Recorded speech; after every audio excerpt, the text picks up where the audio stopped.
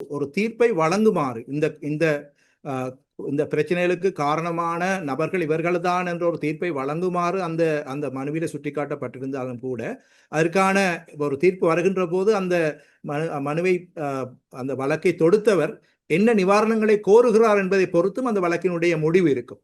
என்னை பொறுத்தவரையிலே அவ்வாறு அந்த கோரப்பட்ட வழக்கிலே எவ்வாறான ஒரு நிவாரணம் கேட்கப்பட்டது என்பது சம்பந்தமான பிரச்சனை இருக்கிறது. எனக்கு ஞாபகம் இருக்கின்றது, இந்த தீர்ப்பு வழங்கப்பட்ட காலப்பகுதியிலே இது இவர்கள்தான் என்பதை அடையாளப்படுத்தியதோடு அந்த வழக்கு முடிந்து விட்டதாக பலர் கூறினார்கள். ஆனால் இதை வேறு யாராவது இதை முன்கொண்டு செல்லக்கூடிய சட்ட ஏற்பாடுகள் இருக்கிறதா என்பதை நாங்கள் பொறுத்து தான் பார்க்க வேண்டும். எனக்கு சட்டத்துறை சம்பந்தமான அந்த அளவுக்கு அறிவு கிடையாது.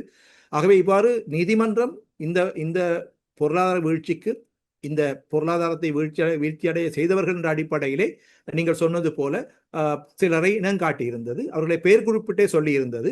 எனவே அப்படிப்பட்டவர்கள் அதுக்கு பொறுப்பு கூற வேண்டியவர்கள் என்று சொன்னால் இதற்கு அவர்கள் பதவியில் இருந்த போது செய்த விடயங்கள் அல்லது செய்யாமல் விட்ட விடயங்கள் காரணமாக இருக்குமா இருந்தால் அதற்கு எதிராக சட்ட நடவடிக்கை மேலதிகமாக எடுக்க முடியுமா என்பதை பார்த்து தான் அதை முன்கொண்டு செல்லக்கூடியதாக இருக்கும்.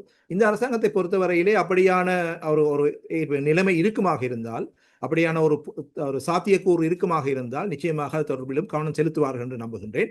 ஆனால் உடனடியாகவே மக்களை இவர்தான் காரணம் என்று சொல்லி போட்டு அவர்களை உடனடியாகவே போய் கைது செய்து அதற்கான தண்டனை வழங்குவது என்பது இலங்கையினுடைய சட்டத்துறை நிலைமைகளை பொறுத்தவற்றிலே அவ்வாறான ஏற்பாடுகள் பெரும்பாலும் இப்போதைய நிலைமையிலே இல்லை என்றே நான் நம்புகின்றேன். ஆனால் இது சம்பந்தமாக சட்டத்துறை வல்லுநர்களுடைய ஆலோசனையை நிச்சயம் அரசாங்கம் பெற்றிருக்கும்.